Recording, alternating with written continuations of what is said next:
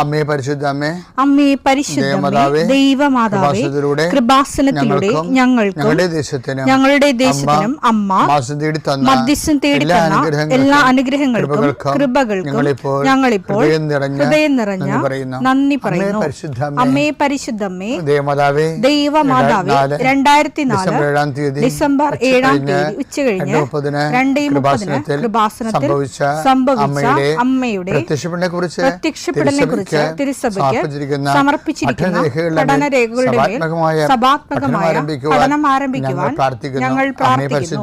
അമ്മേ പരിശുദ്ധമേ, ഭൂസ്വർലോകങ്ങളുടെ രാജ്ഞിയായ അങ്ങേയ്ക്ക് ഭൗമസംരക്ഷണത്തിനായി പ്രപഞ്ചപ്രകൃതിയെ തന്നെ തിരുസഭ പ്രതിഷ്ഠിക്കുവാൻ ഈ പ്രത്യക്ഷീകരണം വഴി ഇടയാക്കണമേ. പരിശുദ്ധമേ, ജപമാല മാതാവേ, സകല കൃപാസനം പ്രാർത്ഥനയോടും ചേർത്ത് ഞങ്ങളിപ്പോൾ പ്രാർത്ഥിക്കുന്ന ഈ കുടുംബത്തിന്റെ പ്രത്യേക നിയോഗം പറ മക്കളെ.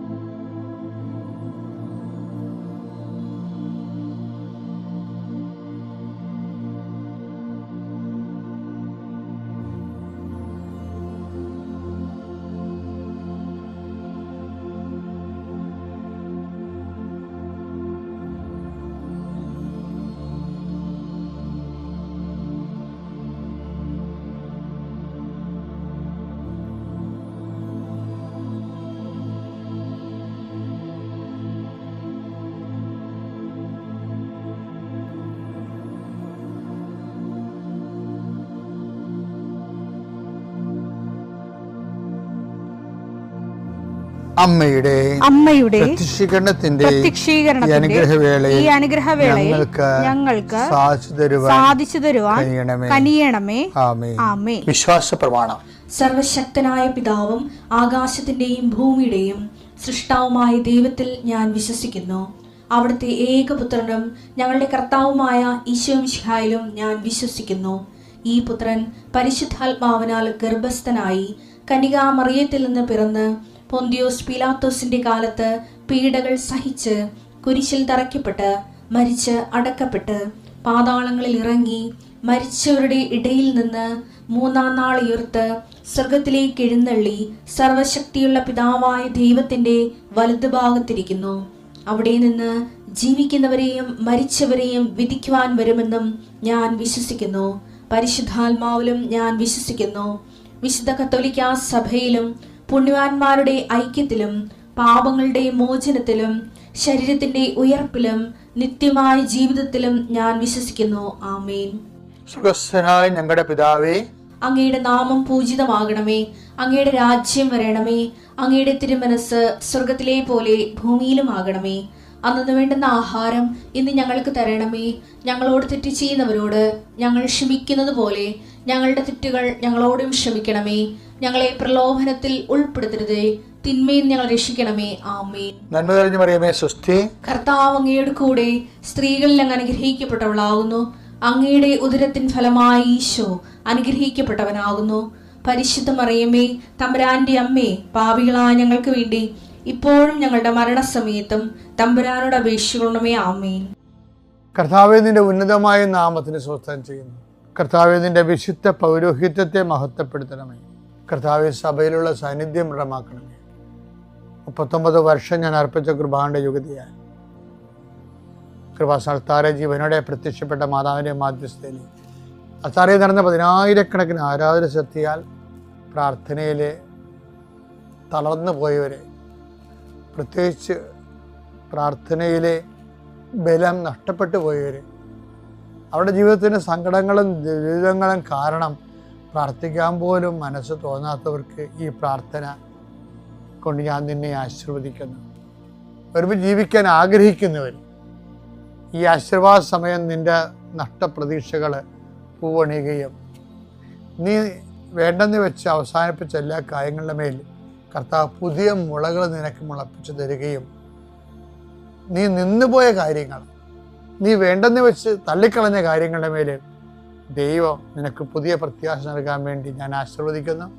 മക്കളില്ലാത്തവരെ, ഒത്തിരി അബോർഷനും ഒത്തിരി ട്യൂബൽ പ്രഗ്നൻസിയൊക്കെ നടന്നിട്ടും ഇനി മടുത്ത് നിർത്തി മതി എന്നൊക്കെ പറഞ്ഞ് മാറ്റിയവരെ അവരൊറ്റ ആശീർവാദം കൊണ്ട് കർത്താവ് പുതിയൊരു ജീവിതം ഞങ്ങൾക്ക് നൽകട്ടെ എന്ന് പ്രാർത്ഥിക്കുന്നു. എൻ്റെ കർത്താവിൻ്റെ ഉന്നതമായ നാമത്തിൽ സഭയുടെ അധികാരത്തിൽ കുരിശടയാളത്തിൽ കൃപാസ്ഥാനത്താറെ ജീവനോടെ പ്രത്യക്ഷപ്പെട്ട മാതാവിൻ്റെ മധ്യസ്ഥത്തിന് രോഗപീഠകളെ ഈശ്വരനാമത്തിൽ സൗഖ്യം പ്രാപിക്കട്ടെ. ചില സമയത്തുണ്ടല്ലോ ഞാൻ ഓർക്കുവേ, എന്തിനു വേണ്ടി എന്തുകൊണ്ട് നമ്മൾ ദൈവത്തെ സ്നേഹിക്കണം? എൻ്റെ മനസ്സിൽ വന്ന ഒരു പ്രധാനപ്പെട്ട കാര്യം എന്താ അറിയാമോ? ഇപ്പം മനുഷ്യൻ, ഞാൻ നേരത്തെ പറഞ്ഞ പോലെ ദൈവത്തിൽ നിന്ന് വചനം കേൾക്കാതെ തന്താങ്ങളുടെ വഴിക്ക് പോയത് കഴിഞ്ഞ ദിവസം പറഞ്ഞായിരുന്നില്ല. അങ്ങനെ തന്താങ്ങളുടെ വഴിക്ക് പോയാലും ദൈവത്തിന് വേണമെങ്കിൽ തുടച്ച് മാറ്റിയിട്ട് പുതിയൊരു സൃഷ്ടി തുടങ്ങാമായിരുന്നു. ദൈവം അങ്ങനെ ചെയ്തില്ല. റിപ്പയർ ചെയ്തെടുക്കാനാണ് നോക്കിയത്. ക്രിസ്തുവിനെ തന്ന് ആ മനുഷ്യ പ്രകൃതിയെ തന്നെ ദൈവത്തിന് റിപ്പയർ ചെയ്ത് അതൊക്കെ ചിന്തിക്കുമ്പോഴേ ഞാൻ എൻ്റെ കണ്ണൊക്കെ നിറയെ ശരിക്കും. എന്താണെന്നറിയാമോ? ദൈവത്തിന് വേണമെങ്കിൽ ഈ ദൈവത്തിൽ നിന്ന് അകന്നുപോയ കക്ഷികളെ തള്ളിക്കളയാമായിരുന്നു. പക്ഷെ വിശുദ്ധ ഗ്രന്ഥം പറയും, ആദത്തിൻ്റെ മകൻ സേത്ത് പിന്നെ ഇങ്ങനെ വന്നിട്ട് അത് നിങ്ങൾ കടിച്ചു പോകരുത്, ആ ഫിഗറെ കടിച്ചു പോകരുത്. മനുഷ്യ പ്രകൃതി എന്നാണ് ഞാൻ ഉദ്ദേശിക്കുന്നത്. ആദത്തിൻ്റെ മകൻ സേത്ത് എന്ന് പറയുമ്പോൾ അയാളുടെ സേത്തിൻ്റെ ഇങ്ങനെ എടുത്തു പോകേണ്ട കാര്യമില്ല. മനുഷ്യ പ്രകൃതി, ആ മനുഷ്യത്വത്തെ തന്നെയും ആ സ്റ്റെമ്മിനെ തന്നെയാണ് ദൈവം എടുത്ത് റിപ്പയർ ചെയ്തത്. ആ മനുഷ്യത്വത്തിലേക്കാണ് തൻ്റെ മകനെ ദൈവം മനുഷ്യാവതാരത്തിലൂടെ പങ്കുകാരനാക്കുകയും ആ മനുഷ്യ പ്രകൃതിയെ വിശുദ്ധീകരിക്കപ്പെടുകയും ചെയ്തത്. അല്ല വേറെ ഒരു സൃഷ്ടി നടത്തില്ല ദൈവം. അത് ഭയങ്കര വല്ലാത്തൊരു സംഭവമാണതേ. ഞാൻ എപ്പോഴും ഓർക്കും, ദൈവത്തിന് വേണമെങ്കിൽ അത് മുഴുവൻ മായ്ച്ചു കളഞ്ഞിട്ട് പുതിയൊരു സംഭവം ചെയ്യാമായിരുന്നു. Never head. ആ പ്രകൃതിയെ തന്നെയാണ്, അതിനുവേണ്ടി ദൈവം ഭയങ്കര വില കൊടുത്ത ചരിത്രമാണ് പുതിയ ദൈവം നമ്മോട് പറയണത്. അതെല്ലാം ഒരു ഓണ്ടോളജിക്കൽ മെറ്റാഫിസിക്കൽ ആയിട്ടുള്ള എക്സ്പീരിയൻസ് ആണ്. ആ ബുദ്ധിബോധം ഇല്ലാത്തതിനെ അക്ഷരാർത്ഥത്തെ വളച്ചൊടിച്ച് അവൻ്റെ തന്നെ നാശമായിട്ട് മാറ്റുകയുള്ളൂ. എന്നിട്ട് അവൻ അവിശ്വാസിയായി മാറും. അങ്ങനൊന്നുമല്ല. ദൈവസ്നേഹം കൈകാര്യം ചെയ്ത കൈമാറിയ ദൈവത്തിൻ്റെ സ്നേഹത്തിൻ്റെ ഒരു പ്രകൃതിയുണ്ട്. അത് വല്ലാത്ത ഒരു പ്രകൃതിയാണ്. ദൈവസ്നേഹം കൈമാറും ചെയ്ത പ്രകൃതി. ക്രിസ്ത്യാനിറ്റിയിലുള്ള പ്രകൃതി എന്ന് പറയണത് ഈ കാണുന്ന പച്ചപ്പുകളും സൃഷ്ടപ്രപഞ്ചം മാത്രമല്ല. പ്രകൃതി എന്ന് പറയണത് ദൈവം മനുഷ്യനെ നാശത്തിന് വിട്ടുകൊടുക്കാതെ അതേ പ്രകൃതി എടുത്തിട്ട് ആ പ്രകൃതി സ്വന്തം പ്രകൃതി ചേർത്തിട്ട് ആ ആദ്യത്തെ പ്രകൃതിയുടെ വിഹലതകളെ പരിഹരിച്ചു കൊണ്ട് ക്രിസ്തുവിൻ്റെ പ്രകൃതിയായിട്ട് കൺവേർട്ട് ചെയ്തിട്ടുള്ള ഒരു ഒണ്ടോളജിക്കൽ എക്സ്പീരിയൻസ് ഉണ്ട്. അതൊരു വല്ലാത്ത ഒരു സംഭവമാണ്. അത് ദൈവത്തിൻ്റെ സ്നേഹത്തിനെ അങ്ങനെ ചെയ്യാൻ പറ്റത്തുള്ളൂ. ദൈവം സ്നേഹമായതുകൊണ്ടാണ് അങ്ങനെ ചെയ്യണത്. നമ്മളെ കുർബാന പ്രാർത്ഥന ഒരിടത്തെ, കർത്താവേ, അങ്ങയുടെ ശക്തി പ്രകടമാകുന്നത് കരുണ കാണിക്കുന്നതിലും ക്ഷമ കൊടുക്കുന്നതിലുമാണെന്ന്. ശരിക്കും പറഞ്ഞാൽ ഈ റൈറ്റ് ഓഫ് ചെയ്യണ തുല്യമാണ്. ദൈവം നമ്മുടെ തെറ്റുകളുടെ റൈറ്റ് ഓഫ് ചെയ്യുന്നില്ലേ? അത് ശരിക്കും ദൈവത്തിൻ്റെ ശക്തി തന്നെയാണ് ശരിക്കും അതിലത് വരണത്. സ്വന്തം പുത്രനെ പോലും നമുക്ക് വേണ്ടി ഏൽപ്പിച്ചു തന്നവൻ അവനോടുകൂടി സമസ്തവും നമുക്ക് തരാത്തില്ലെന്ന് പറഞ്ഞില്ല. റോമ 8:32. സ്വപുത്രനെ പോലും ഒഴിവാക്കാതെ നമുക്കെല്ലാവർക്കും വേണ്ടി അവനെ ഏൽപ്പിച്ചു തന്നവൻ അവനോട് കൂടെ സമസ്തവും നമുക്ക് ദാനമായി നൽകാതിരിക്കുമോ? ഇത് വായിക്കുമ്പോൾ നിങ്ങൾ ഓർക്കും, ആൾക്കാർ പ്രസവിക്കുമ്പോൾ എന്താ പറയണത്? അവൻ്റെ കൂടെ ജോലി കിട്ടും, വീട് കിട്ടും, പെണ്ണ് കെട്ടിച്ച് കിട്ടും, കൊച്ചു കിട്ടും, പറമ്പ് കിട്ടും, അവനോടും കൂടി. അങ്ങനെയാണ് ആൾക്കാർ വ്യാഖ്യാനിക്കുന്നത്. പക്ഷെ ആ വചനത്തിൻ്റെ കിടപ്പ് എന്താണ്? അതിൻ്റെ നേച്ചർ എന്താണ്? സ്വന്തം പുത്രനെ പോലും ഒഴിവാക്കാതെ നമുക്ക് വേണ്ടി കുരിശിൽ ഏൽപ്പിച്ചവരാണ്. അവനോട് സമസ്തം എന്ന് പറയുമ്പോഴേ അതിൻ്റെ അകത്ത് വരണേ എന്താണ്? ഞാൻ മുമ്പ് പറഞ്ഞ കരുണ കാണിക്കലും ക്ഷമ കാണിക്കലും തന്നെയാണ് സമസ്തത്തിൽ വരണത്. പത്തോസ് സാപത്ത് ദിവസം മഹാപരാധം ചെയ്തില്ലേ? എന്താണ്? യഹൂദിൻ്റെ ദൃഷ്ടിയിൽ അതൊരു ഒരു മാരകഭാവം പോലെയല്ല വരും. കണ്ടവൻ്റെ വയൽ സാപത്ത് ദിവസം കട്ട് തിന്ന് മറ്റുള്ളവർക്ക് കൊടുത്ത് അവരെ ഉതപ്പിച്ച് എന്തൊരു പരിപാടിയാണ്!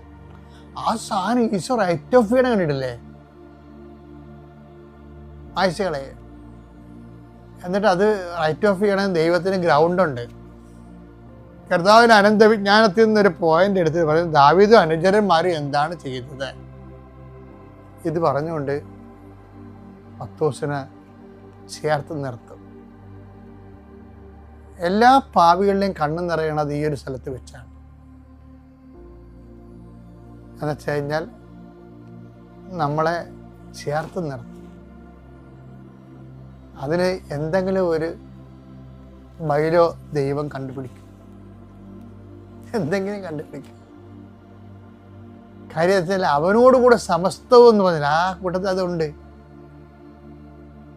അവനോടുകൂടെ ക്രിസ്തുവിനോടുകൂടെ നടക്കുമ്പോൾ ക്രിസ്തു തന്നെ പാപത്തിന് വലിയൊരു പരിഹാരമായി നിൽക്കുമ്പോൾ അതിനിടക്കുള്ള ചീളി കേസാണ് സാപത്ത് ലംഘനവും ഗോതമ്പ് കട്ടു തിന്ന കേസൊക്കെ. സമസ്തവും ഇപ്പം ദൈവം ക്രിസ്തുവിനെ കൊടുത്തപ്പോൾ നമ്മളെ വീണ്ടെടുക്കാൻ വേണ്ടി ഇനി പ്രത്യേകിച്ച് ഉപാധി ആവശ്യമില്ല ദൈവത്തിന്. അതാണ് ദൈവം. ആ സ്നേഹം മനസ്സിലാക്കാതെ പോണതാണ് മനുഷ്യൻ്റെ ഏറ്റവും വലിയ ദൈവനിന്ദയെന്ന് പറയുന്നത്. എപ്പോഴും നമ്മൾ ദൈവത്തിൻ്റെ സ്നേഹത്തെക്കുറിച്ച് ചിന്തിക്കണേ. അങ്ങനെ ദൈവത്തിൻ്റെ സ്നേഹത്തെക്കുറിച്ച് ചിന്തിക്കുന്നതും ദൈവത്തിന് അതിൻ്റെ അകത്ത് വന്ന് എക്സ്പെൻഡിച്ചറിനെ കുറിച്ച് ആലോചിക്കുമ്പോൾ തന്നെ നമ്മൾ ദൈവത്തിൻ്റെ ആത്മബന്ധത്തിലേക്ക് കയറിക്കൂടും. അതാണ് പിന്നീട് നമ്മുടെ ജീവിതത്തെയും മറ്റുള്ളവർ റൈറ്റ് ഓഫ് ചെയ്യാൻ വേണ്ടി സഹായിക്കുന്നത്. ചിലർക്ക് എന്തെല്ലാം ദൈവത്തിൽ പറഞ്ഞാലും സാരമില്ല, അവൾ വളർന്നു വന്ന സാഹചര്യമായിരിക്കും. ഇപ്പം അവരങ്ങനെ പറഞ്ഞുകൊള്ളു, എന്താ തെറ്റിരിക്കണത്, അവളുടെ ഭാഗത്ത് നിൽക്കുമ്പോൾ ശരിയാണല്ലോ എന്നൊക്കെ റൈറ്റ്. അത് ഇങ്ങനെ ദൈവസ്നേഹം എന്ന് പറയുമ്പോൾ നമ്മൾ മറുപക്ഷത്തു നിന്ന് ചിന്തിച്ചുകൊണ്ടിരിക്കും. ദൈവസ്നേഹം ഇല്ലെങ്കിൽ നമ്മുടെ പക്ഷത്തും നമ്മൾ ചിന്തിച്ചുകൊണ്ടിരിക്കുക. ദൈവസ്നേഹത്തെ അറിയാവുന്നവർ നോക്കാം കേട്ടാ. മാധവാണ് അതൊക്കെ ടോപ്പ്. അതാണ് അവർ അവരുടെ സ്നേഹം ദൈവസ്നേഹം എന്ന് പറയുമ്പോൾ അവരുടെ ഹൃദയത്തിൽ ചിന്തിച്ച് അതേക്കുറിച്ച് ആലോചിച്ചെന്നൊക്കെ പറഞ്ഞത് ദൈവസ്നേഹം തന്നെ പറയണത്. മറിയത്തിൻ്റെ മനസ്സ് ദൈവസ്നേഹം നിറഞ്ഞെന്ന് പറയണതിന് പകരം പറഞ്ഞാണ് അവൾ അതേക്കുറിച്ച് ചിന്തിച്ചു, ആലോചിച്ചു, ഹൃദയത്തിൽ സംഭരിച്ചെന്നൊക്കെ പറയും. ആദ്യമേ തന്നെ ദൈവമാതാവ് പ്രത്യക്ഷപ്പെട്ട ഈ പുണ്യഭൂമിയിൽ വന്ന് സാക്ഷ്യം പറയാൻ എനിക്ക് അനുഗ്രഹം തന്ന അമ്മ മാതാവിനും തിരുകുമാരനും നന്ദി പറയുന്നു. എൻ്റെ പേര് ജെറോം ജോഷി. ഞാൻ വരുന്നത് എറണാകുളം ജില്ലയിലെ നോർത്ത് പറവൂരിൽ നിന്നാണ്. ഞാൻ ഒരു ഡെക്കേഡറ്റാണ്, അതായത് മർച്ചൻ്റ് നേവിയിൽ വർക്ക് ചെയ്യുന്നു. ഞാനിപ്പോൾ അതിൻ്റെ പരീക്ഷയുടെ ഭാഗമായിട്ട് ഇപ്പോൾ ലീവിൽ വന്നിരിക്കുന്നതാണ്. ആ സമയത്താണ് ഞാൻ ഉടമ്പടി എടുത്തത്. ഞാൻ ഉടമ്പടി എടുത്തത് ജൂൺ മാസം 3-ാം തീയതിയാണ് ഈ കൊല്ലം. ഞാൻ അതിൽ വെച്ച ഒരു ആദ്യത്തെ നിയോഗമായിരുന്നു എൻ്റെ ഇൻ്റർവ്യൂവിൻ്റെ ഭാഗമായിട്ടുള്ള ഞാൻ തുടരെ പരാജയപ്പെട്ടിരുന്ന എൻ്റെ ഇൻ്റർവ്യൂ പാസ്സാകുന്നതിനെ കുറിച്ച് ഞാൻ ഉടമ്പടിയിൽ ഈ നിയോഗം വെച്ച് പ്രാർത്ഥിച്ചു. ആദ്യ 3 മാസങ്ങളിൽ ഉണ്ടായ ഇൻ്റർവ്യൂകളെല്ലാം എനിക്ക് പരാജയം തന്നെയായിരുന്നു. പിന്നീട് ഞാൻ ഉടമ്പടി പുതുക്കുവാനായി സെപ്റ്റംബർ 10-ാം തീയതി കൃപാസനത്തിൽ വരികയുണ്ടായി. അന്നേരമാണ് ഞാൻ അറിഞ്ഞത് ഞാൻ ചെയ്യുന്നതിൽ കാരുണ്യപ്രവർത്തികൾ വളരെ കുറവായിരുന്നു. അതായത് എൻ്റെ അടുത്ത് വന്ന് സഹായം ചോദിക്കുന്നവരോട് കുറച്ച് സഹായം ചെയ്യുകയല്ലാതെ വേറൊരു കാരുണ്യപ്രവർത്തിയും ഞാൻ പ്രത്യേകിച്ച് ചെയ്തിരുന്നില്ല. അപ്പോഴാണ് എൻ്റെ ഒരു സുഹൃത്ത്, അവനും ഉടമ്പടിയായിരുന്നു, അവൻ പറഞ്ഞു അവൻ ഒരു വയോധാലയത്തിൽ പോയി അവിടുത്തെ അപ്പച്ചന്മാർക്ക് കുളിപ്പിക്കുകയും ഷേവ് ചെയ്യുകയും ചെയ്യുകയായിരുന്നു. ഞാനിപ്പോൾ അവൻ്റെ ഒപ്പം പോയി ആ പ്രവൃത്തികൾ ചെയ്യാൻ തുടങ്ങി. ആദ്യ 2 ആഴ്ച ഞാൻ പോയത് എൻ്റെ നിയോഗം എങ്ങനെയെങ്കിലും സാധിക്കണമെന്ന് ആലോചിച്ചായിരുന്നു. പിന്നീട് ഞാൻ അതിൻ്റെ ഒരു കടമയായി സ്വീകരിച്ചു. മാതാവിനോടുള്ള എൻ്റെ ഭക്തി അതിലൂടെ കൂടാൻ സാധിച്ചു. ഞാനപ്പോൾ കാരുണ്യ പ്രവർത്തികളും പ്രേക്ഷിത പ്രവർത്തനങ്ങളും കൂടുതലായി, അതായത് രണ്ടാമതായി ഉടമ്പടി പുതുക്കിയപ്പോൾ കൂടുതലായി ഞാൻ ചെയ്യാൻ തുടങ്ങി. അതിലൂടെ ഒക്ടോബർ മാസം എനിക്ക് ഇൻ്റർവ്യൂവിൻ്റെ ഡേറ്റ് വന്നു. ഞാൻ അതിൽ പാസ്സാകുമെന്നാണെന്ന് എൻ്റെ വലിയ പ്രതീക്ഷ. അപ്പോൾ ഞാൻ അമ്മയോട് പറഞ്ഞിരുന്നു, ഒക്ടോബർ മാസം ഞാൻ പാസ്സാകുകയാണെങ്കിൽ ഞാൻ അവിടെ ഉടമ്പടി ജവമാല റാലി വോളണ്ടിയറായിട്ട് ഞാൻ വരുമെന്നു. പക്ഷേ ആ മാസവും മാതാവിനോട് പറഞ്ഞു, നീ ഇപ്പോൾ പോകണ്ട, ആ മാസം എനിക്ക് കിട്ടിയില്ല. എന്നാലും ഞാൻ റാലിയിൽ വോളണ്ടിയറായിട്ട് വന്നിരുന്നു. ആ ദിവസം രാത്രി ഞാൻ ബൈബിൾ വായിക്കുന്ന സമയത്ത് എനിക്ക് കിട്ടിയ വാക്യം എന്ന് പറയുന്നത് തോബിയാസിൻ്റെ വിവാഹ സമയമായിരുന്നു. അതിൽ സാറായി വിവാഹം ചെയ്യുമ്പോൾ 7 പ്രാവശ്യം സാറായെ മറ്റുള്ളവർ വിവാഹം ചെയ്തിരുന്നു. എന്നിട്ടും 8ാം പ്രാവശ്യമാണ് തോബിയാസ് വന്ന് വിവാഹം ചെയ്തപ്പോഴും കർത്താവ് അവരെ സഹായിച്ചത്. അപ്പോൾ ഞാൻ വിചാരിച്ചു 8ാമത്തെ പ്രാവശ്യമാണ് എൻ്റെ സമയം. ദൈവമായ കർത്താവ് എന്നോടത് പറയുകയാണ്, 8ാമത്തെ പ്രാവശ്യമാണ് നിൻ്റെ സമയം, അടുത്ത പ്രാവശ്യം നിനക്ക് എന്തായാലും കിട്ടും. അപ്പോൾ ഞാൻ ആ വിശ്വാസത്തിൽ ഉറച്ചു നിന്നു. 8ാമത്തെ പ്രാവശ്യം എന്ന് പറഞ്ഞത് ഇന്നലത്തെ ദിവസമായിരുന്നു. ഞാൻ ഇന്നലെ ചെന്നൈയിൽ പോകുന്ന സമയത്ത് ഞാൻ ഉടമ്പടി പത്രികയും ഉടമ്പടിയും നേർച്ച വസ്തുക്കളെല്ലാം കൊണ്ടാണ് പോയത്. ഞാൻ അമ്മയോട് പറഞ്ഞിരുന്നു, അമ്മേ ഞാൻ അവിടെ ഇൻ്റർവ്യൂ അറ്റൻഡ് ചെയ്ത് പാസ്സായി ഞാൻ കൃപാസനത്തിൽ വന്ന് സാക്ഷ്യം പറഞ്ഞിട്ട് ഞാൻ വീട്ടിൽ കയറുള്ളൂ എന്ന് പറഞ്ഞായിരുന്നു. എന്നിട്ട് ഞാൻ ഇൻ്റർവ്യൂ ഹാളിലോട്ട് കയറുന്നതിന് മുമ്പ് ഉടമ്പടി ഒപ്പെടുത്ത് ഇൻ്റർവ്യൂ റൂമിലോട്ട് കയറുന്നതിന് മുമ്പ് അവിടെ വിതറി വിശ്വാസ പ്രമാണം ചൊല്ലിയിട്ട് അകത്തോട്ട് കയറിയത്. അപ്പോൾ ഇൻ്റർവ്യൂവേഴ്സ് 2 പേരായിരുന്നു, ഒരു എക്സ്റ്റേണലും ഒരു ഇൻറ്റേണലും. എക്സ്റ്റേണൽ വന്ന് ആദ്യമേ ചോദ്യം ചോദിച്ചു. സാധാരണ രീതിയിൽ ഈ എക്സ്റ്റേണൽ ചോദ്യം ചോദിച്ച് അയാൾക്ക് തൃപ്തിപ്പെട്ടില്ലെങ്കിൽ അദ്ദേഹം പറയും നെക്സ്റ്റ് ടൈം ചെയ്തോളൂ. അതേപോലെ തന്നെയാണ് ഇപ്രാവശ്യം ഉണ്ടായത്. അദ്ദേഹം പറഞ്ഞു ഉത്തരങ്ങളൊക്കെ ശരിയാണെന്ന് പറയുന്നത്, പക്ഷേ കോൺഫിഡൻസ് ഇല്ല, അതുകൊണ്ട് ഒരു പ്രാവശ്യം കൊണ്ട് ചെയ്തോളൂ.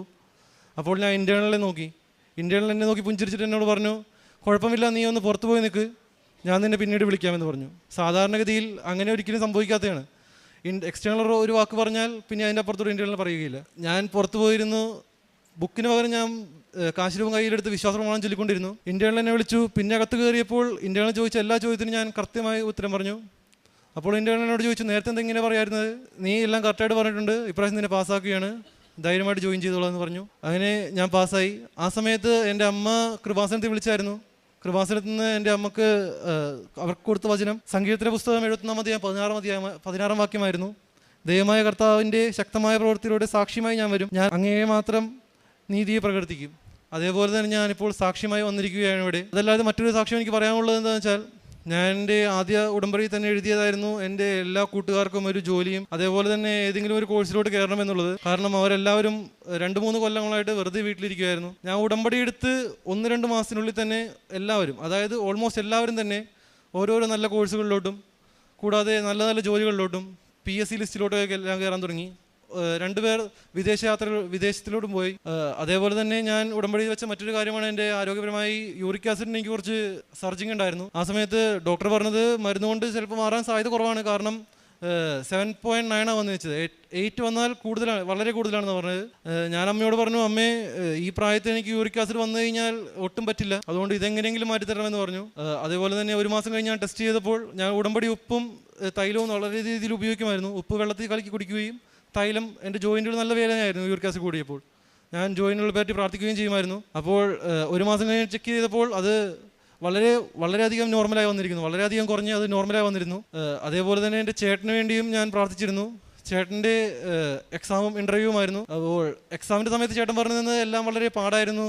ഇൻ്റർവ്യൂ ഒട്ടും പ്രതീക്ഷിക്കാത്ത ദിവസമായിരുന്നു വന്നിരുന്നത്, ഒട്ടും പ്രിപ്പയർ അല്ലാത്ത ദിവസമായിരുന്നു പോയിരുന്നത്. അപ്പോൾ 6 എക്സാം ഉണ്ടായിരുന്നതിൽ 5 എക്സാം പെട്ടെന്ന് പാസ്സാവുകയും 3 ഇൻ്റർവ്യൂവിൽ 1 ഇൻ്റർവ്യൂ പാസ്സാവുകയും ചെയ്തിരുന്നു. അപ്പോൾ ഉടമ്പടിയിലൂടെ എനിക്ക് വളരെയധികം ആത്മീയമായ വളർച്ചയും മറ്റ് ഭൗതിക അനുഗ്രഹങ്ങളും ദൈവമായ കർത്താവ് എനിക്ക് നൽകിയിരുന്നു ആത്മമാതാ വഴി. അപ്പോൾ ഇപ്പോഴത്തെ തലമുറയോട് ഞാൻ പറയാമെന്നുള്ള ഉദ്ദേശിക്കുന്നത് വെച്ചാൽ, കാരണം എൻ്റെ സമൂഹത്തിൽ ഞാൻ കാണുകയാണ്, ഇത്ര ചെറുപ്പക്കാരായ എല്ലാ വ്യക്തികളും ദൈവത്തിൽ നിന്ന് അകന്ന് ജീവിക്കുകയാണ്. കൂടാതെ അവർ വിശ്വാസം വളരെ കുറവും മറ്റു കാര്യങ്ങൾ വളരെ താല്പര്യം കൂടുതലുമാണ്. അപ്പോൾ ഉടമ്പടി എടുക്കുന്ന വഴി ഇപ്പോൾ എൻ്റെ ജീവിതത്തിൽ തന്നെ മാറ്റമുണ്ടായതെന്ന് വെച്ചാൽ, എല്ലാ ദിവസവും ഞാൻ രാവിലെ 5:30 എണീക്കുകയും രാവിലെ 5:30 തന്നെ അച്ഛൻ്റെ ടോക്ക് കേൾക്കുകയും എല്ലാ ദിവസവും ബൈബിൾ വായിക്കുകയും എല്ലാ ദിവസവും മുടങ്ങാതെ കുടുംബ പ്രാർത്ഥനയിൽ പങ്കെടുക്കുകയും ചെയ്യുന്നു.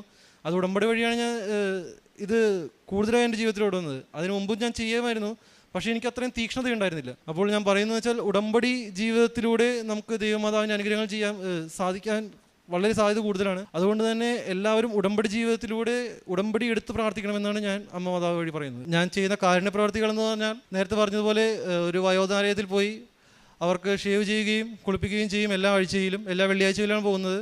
ഇപ്പോൾ എനിക്ക് ആ ദിവസം പോകാൻ പറ്റിയില്ലെങ്കിൽ അതിൻ്റെ അടുത്ത ദിവസങ്ങളിലെല്ലാം പോകുമായിരുന്നു. പിന്നെ പ്രേക്ഷിത പ്രവർത്തനങ്ങൾ ആദ്യം ചെയ്തിരുന്നത് വെച്ചാൽ, ഞാൻ പത്രം വാങ്ങിക്കുകയും അത് കുറച്ച് പത്രം അറിയാത്തടുത്ത്, അതായത് ബസ് സ്റ്റാൻഡിലും ഹോസ്പിറ്റലിലും കൊടുക്കുകയും കുറച്ച് പത്രം പള്ളികളിൽ കൊടുക്കുമായിരുന്നു. പിന്നീടാണ് മനസ്സിലായത്, പള്ളികൾ കൊടുത്തിട്ട് ആൾക്കാർ അധികം വായിക്കുകയില്ല, ആൾക്കാരുടെ വിശ്വാസം അങ്ങനെ കൂടാനും പോകുന്നില്ല. കാരണം വെച്ചാൽ എല്ലാവർക്കും ദൈവത്തെ അറിയാവുന്ന ആൾക്കാരാണ്.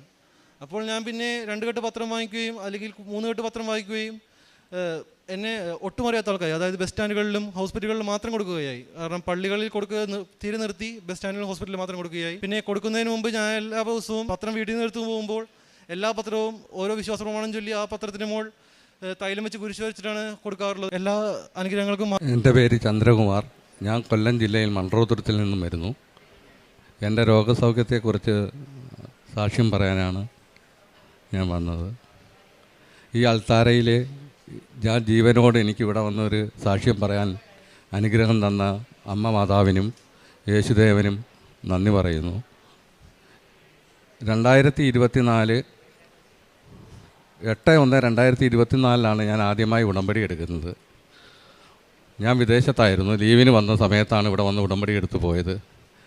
ഇവിടെ അച്ഛൻ പറയുന്നത് പോലെ ആ ഉടമ്പടി പൂർത്തീകരിക്കുവാൻ എനിക്ക് സാധിച്ചില്ല. എന്ന് വെച്ചാൽ അതിന് മുമ്പായിട്ട് എനിക്ക് തിരിച്ചു പോകേണ്ടി വന്നു. എന്നാലും എല്ലാ ദിവസവും ഉറങ്ങുന്നതിന് മുമ്പും രാവിലെ എഴുന്നേൽക്കുന്നതിന് മുമ്പും ഞാൻ മാതാവിനെയും യേശുദേവനെയും പ്രാർത്ഥിക്കുമായിരുന്നു.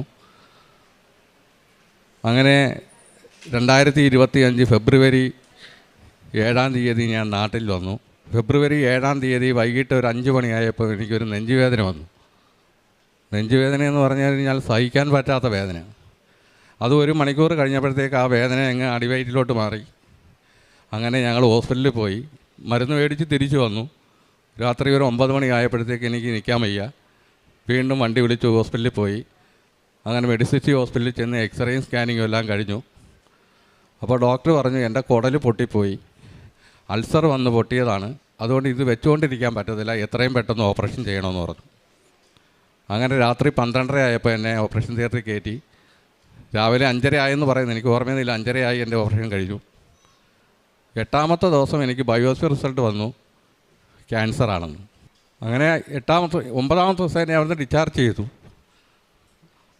അത് കഴിഞ്ഞ് ഒരാഴ്ച കഴിഞ്ഞ് ചെക്കപ്പിന് ചെന്നപ്പോൾ ഡോക്ടർ പറഞ്ഞു ഈ സ്ലൈഡ് കൊണ്ടുവന്ന് RCCയിൽ പത്തോതൽ ലാബിൽ കൊടുക്കാൻ പറഞ്ഞു. അവർക്കൊരു ഡൗട്ടുണ്ട്, ഏതായാലും അവിടെ കൊണ്ട് കൊടുക്കാൻ പറഞ്ഞു.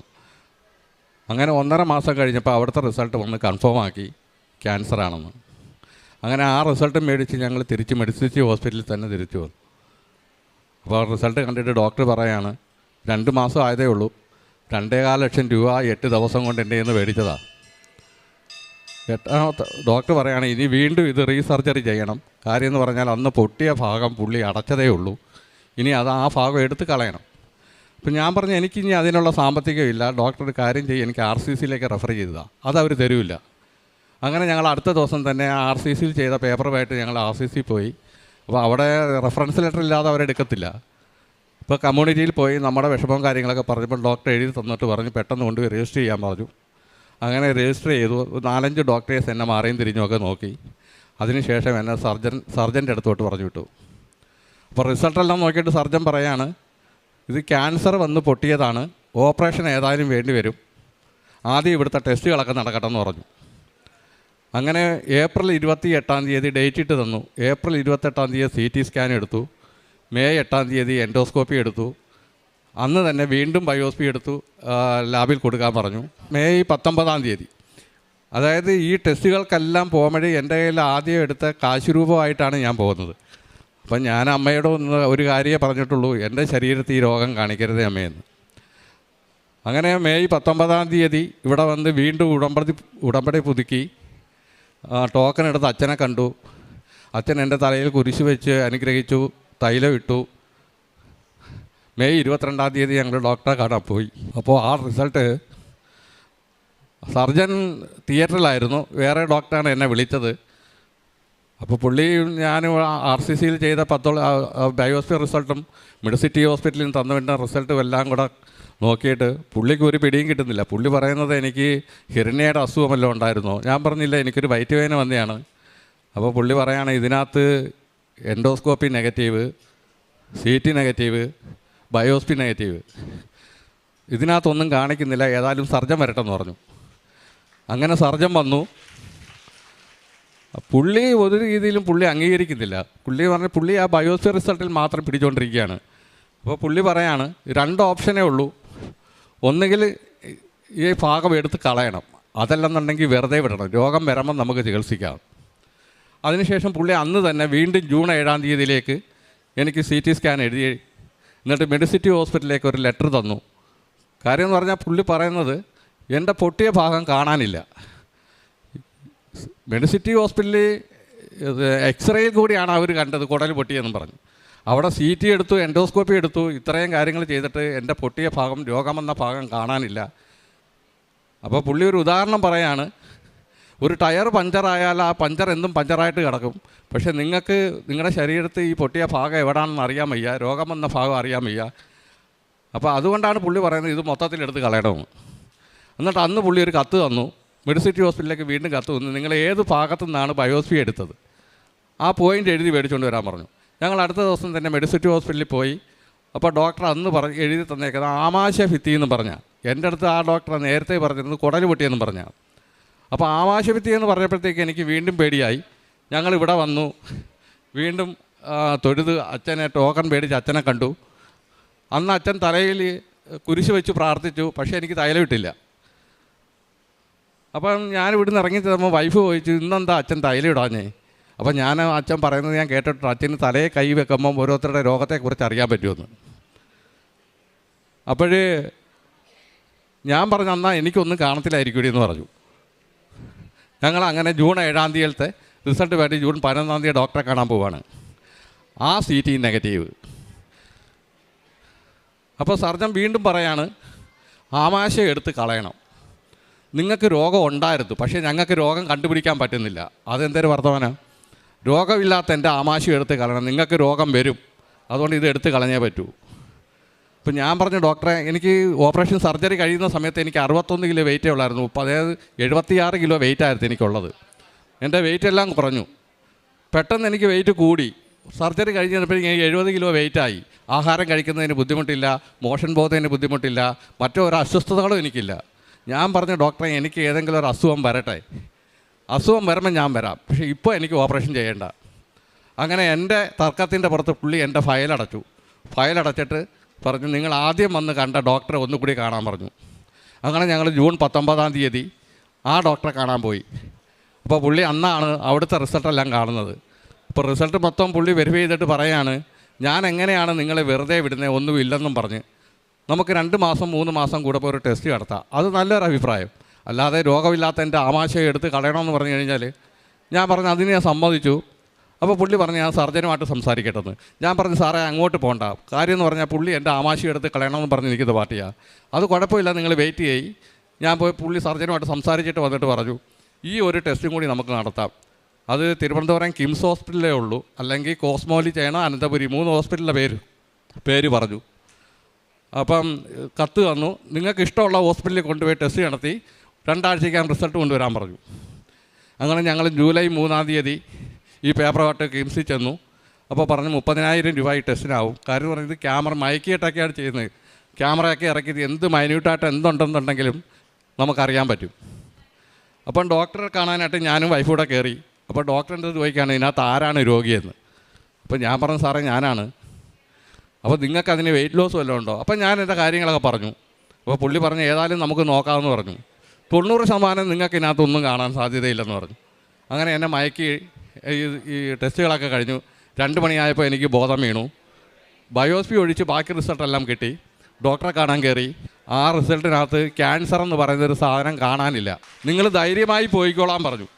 അപ്പോൾ ഈ റിസൾട്ട് മേടിച്ച് RCC കൊണ്ട് കൊടുക്കണമെന്നാണ് പറഞ്ഞത്. ഞാൻ ഈ റിസൾട്ട് മേടിച്ച് RCC ചെന്നപ്പം ആ ഡോക്ടർ പറയാണ് നമുക്ക് ഹീമോ നടത്താവുന്നു. ഞാൻ ചോദിച്ചാൽ എന്തിൻ്റെ അടിസ്ഥാനത്തിലാണ്? രോഗമില്ലാത്ത എൻ്റെ ശരീരത്തിൽ ഹീമോ ചെയ്യാൻ പുള്ളി തന്നെ പറയുന്നു ഹീമോ ചെയ്താൽ വർക്കൗട്ട് ആവുമെന്ന് അറിയാൻ പറ്റത്തില്ല. ഞാൻ പറഞ്ഞു എന്നെ ഒന്നും ചെയ്യണ്ട.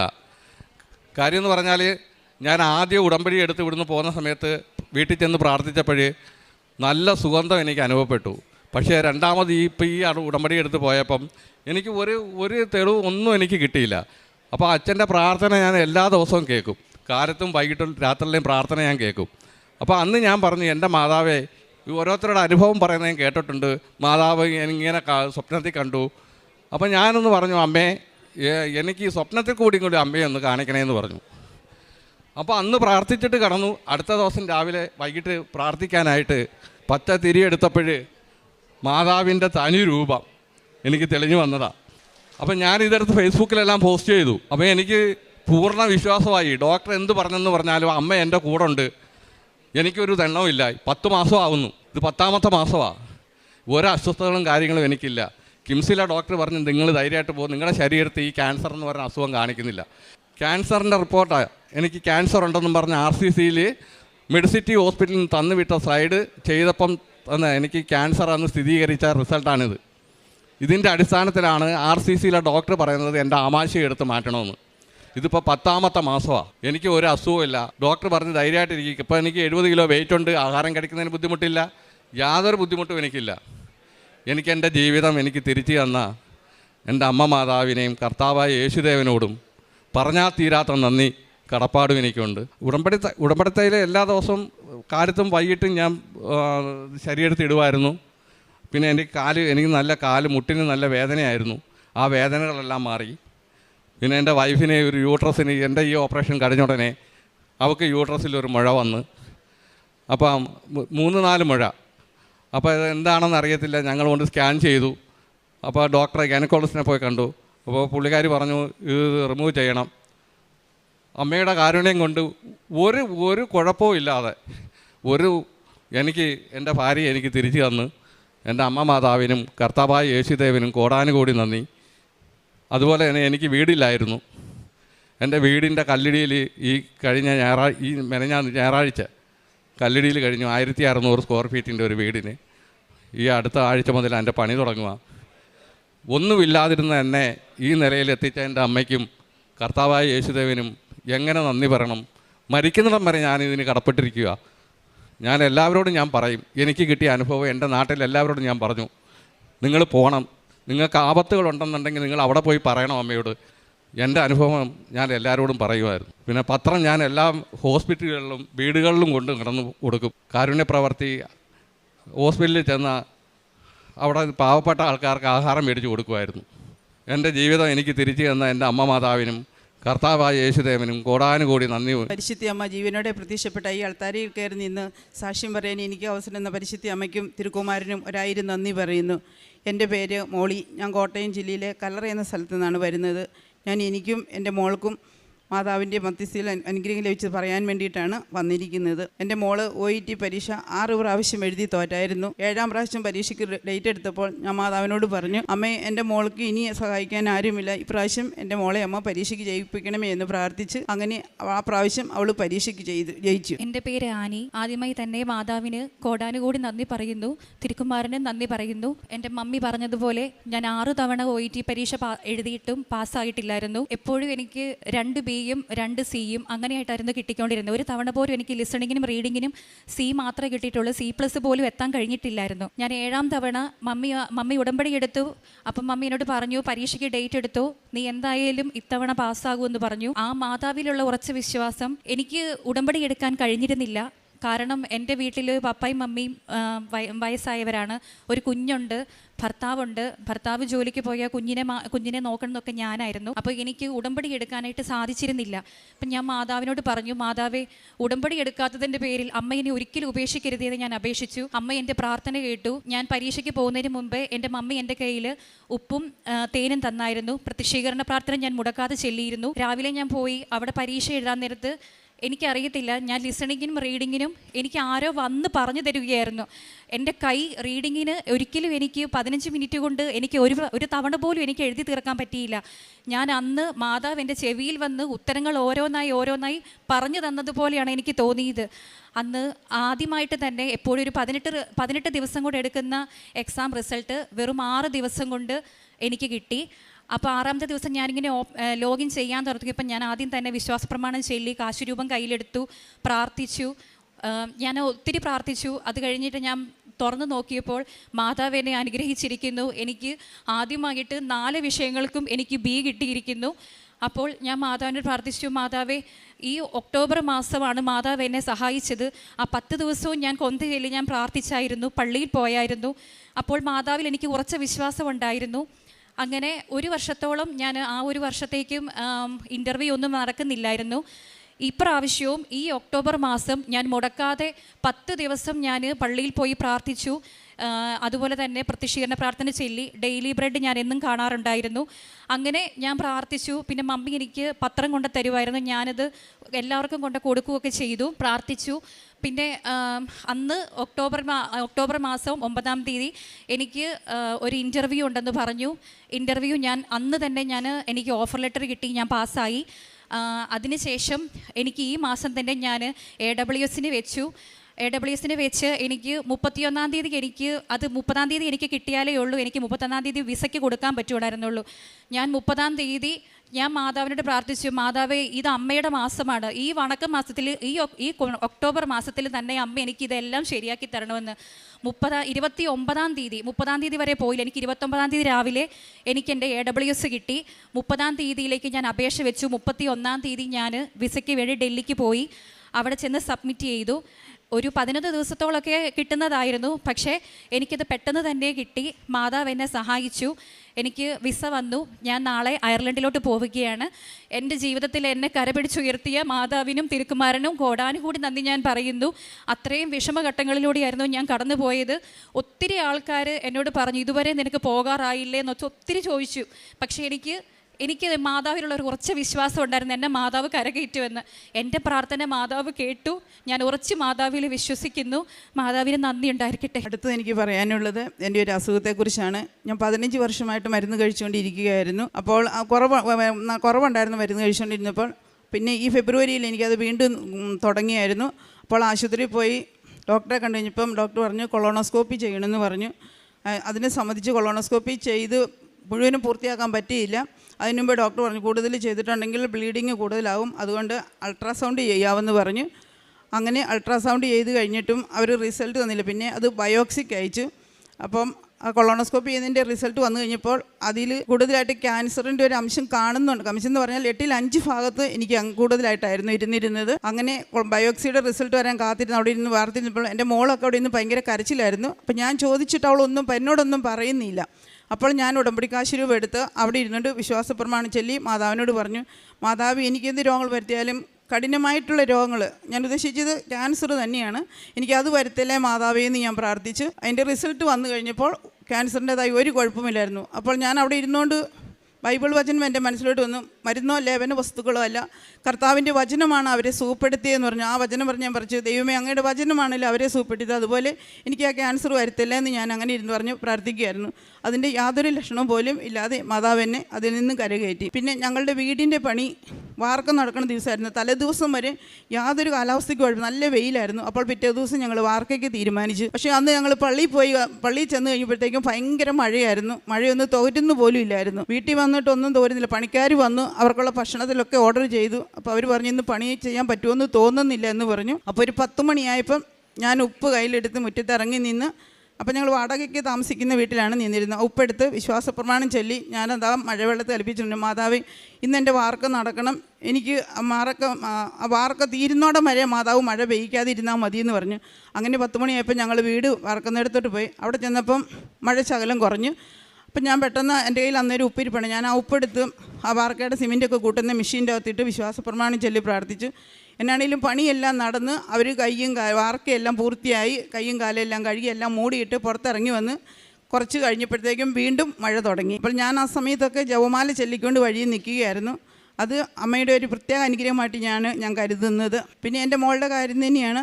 അവൾക്ക് ഞാൻ ഈ കൊന്തമാസത്തിൽ ഞാൻ പ്രാർത്ഥിച്ചായിരുന്നു. ആദ്യമൊന്നും ഞാൻ പ്രാർത്ഥിച്ചില്ല. ഒരു 5 ദിവസം കഴിഞ്ഞപ്പോൾ ഞാൻ പറഞ്ഞു, മാതാവേ എൻ്റെ മോൾക്ക് ഇതൊന്നും സാധിക്കുന്നില്ല, ഈ 10-ാം തീയതിക്ക് ഇപ്പറായിട്ട് അമ്മ എന്തെങ്കിലും എനിക്ക് കാണിച്ചു തരണേന്ന് പറഞ്ഞു. അവൾ 8-ാം തീയതി ഏജൻറ്റിനെ വിളിച്ചു. 9-ാം തീയതി തന്നെ അവർക്ക് ഇൻ്റർവ്യൂവിന് ഡേറ്റ് തന്നു. അതിനവൾ പാസ്സായി.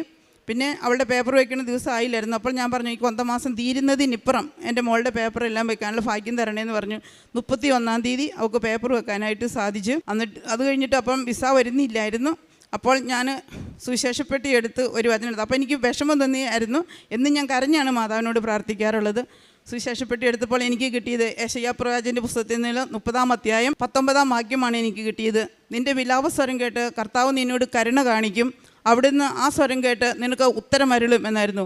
ആ വചനം കേട്ട് കഴിഞ്ഞപ്പോൾ, അത് വായിച്ച് കഴിഞ്ഞപ്പോൾ തന്നെ എനിക്ക് നല്ലൊരു ആത്മവിശ്വാസം വന്നു. എന്നെ എന്തെല്ലാം ബുദ്ധിമുട്ടുകൾ തടത്തിയാലും എൻ്റെ കൊച്ചിന് ഇത് സാധിച്ച് കിട്ടും എന്നുള്ള നല്ലൊരു വിശ്വാസത്തിൽ ഞാനത് ഉറച്ച് വിശ്വസിച്ചു. അപ്പോൾ പിന്നെ എനിക്ക് സങ്കടമൊന്നും വന്നില്ല, എൻ്റെ കരച്ചിലൊക്കെ മാറിയായിരുന്നു. അങ്ങനെ ഞാൻ ആ വചനത്തിൽ വിശ്വസിച്ച് എൻ്റെ മോൾക്ക് ഇന്നലെയാണ് വിസ കിട്ടിയത്. അവൾ നാളെ രാവിലെ അയർലൻഡിന് പോവുകയാണ്. അപ്പം ഇവിടെ വന്ന് ഈ സാക്ഷ്യം പറയാൻ സാധിക്കുമെന്ന് അറിയത്തില്ല, കാരണം ഒരു തയ്യാറെടുപ്പും ഇല്ലായിരുന്നു.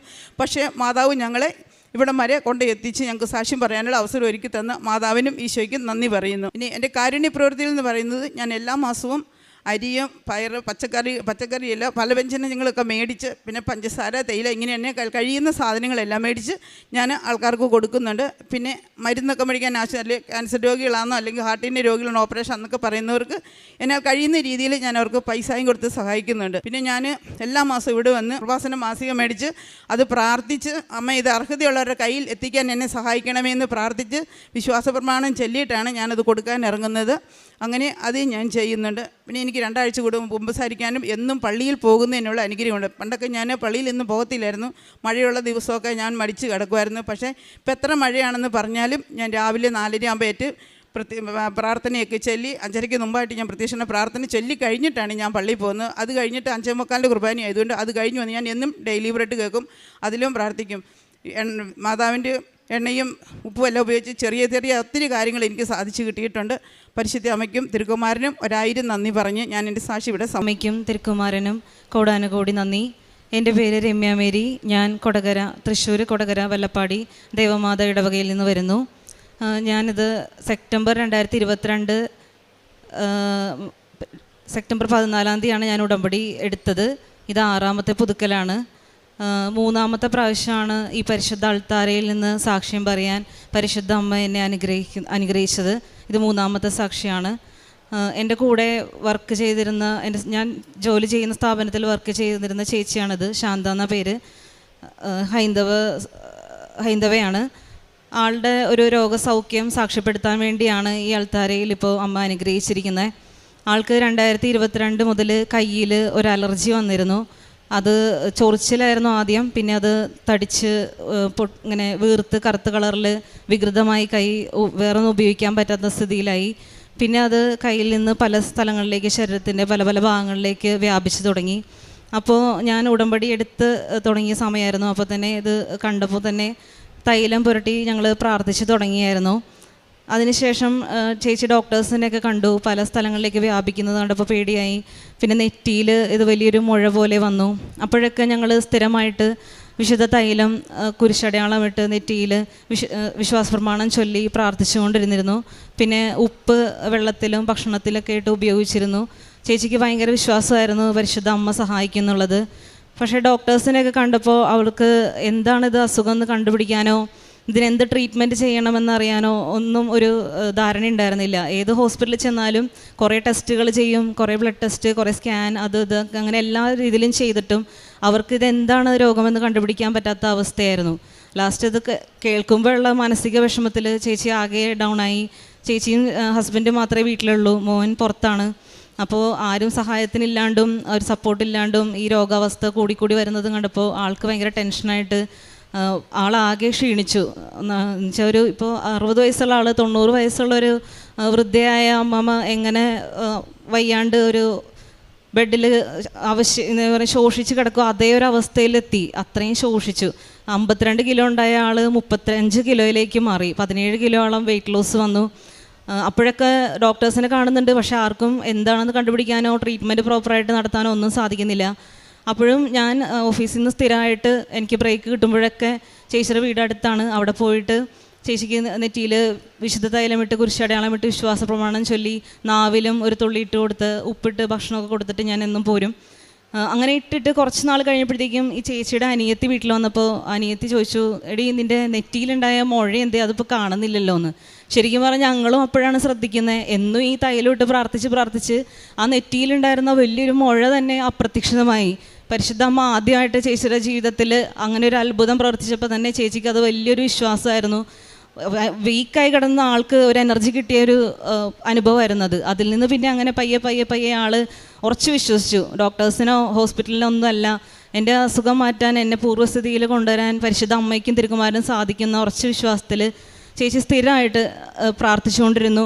ഒട്ടും വിശ്വാസം കുറവില്ലാതെ പറ്റാവുന്ന എല്ലാവരോടും പരിശുദ്ധ അമ്മയെക്കുറിച്ച് ആരൊക്കെ കാണാൻ വന്നാലും അമ്മയെക്കുറിച്ച് പറഞ്ഞും ജീവിതത്തിൽ വന്ന് കിട്ടിക്കൊണ്ടിരിക്കുന്ന അത്ഭുതങ്ങൾ അനുഗ്രഹങ്ങളെല്ലാം മറ്റുള്ളവർക്ക് സാക്ഷ്യം വഹിച്ചും, പിന്നെ ഞാൻ പത്രം വാങ്ങിക്കുമ്പോഴാണെങ്കിലും ചേച്ചി അത് കൊടുക്കാമെന്ന് പറഞ്ഞ് സാധിക്കുന്ന അടുത്തുള്ള വീടുകളിലൊക്കെ കൊടുക്കാനും, അങ്ങനെ പ്രാർത്ഥന, പിന്നെ അച്ഛൻ്റെ രാവിലത്തെ 5:30 പ്രാർത്ഥനയിൽ ആൾ സ്ഥിരമായിട്ട് കൂടാനും ഒക്കെ തുടങ്ങി. അതിൽ നിന്ന് ഒരുപാട് മാറ്റം വന്നു. കഴിഞ്ഞ വർഷം 2024 നവംബർ ആയപ്പോഴത്തേക്കും ആളുടെ അസുഖങ്ങളെല്ലാം പൂർണ്ണമായിട്ടും മാറി.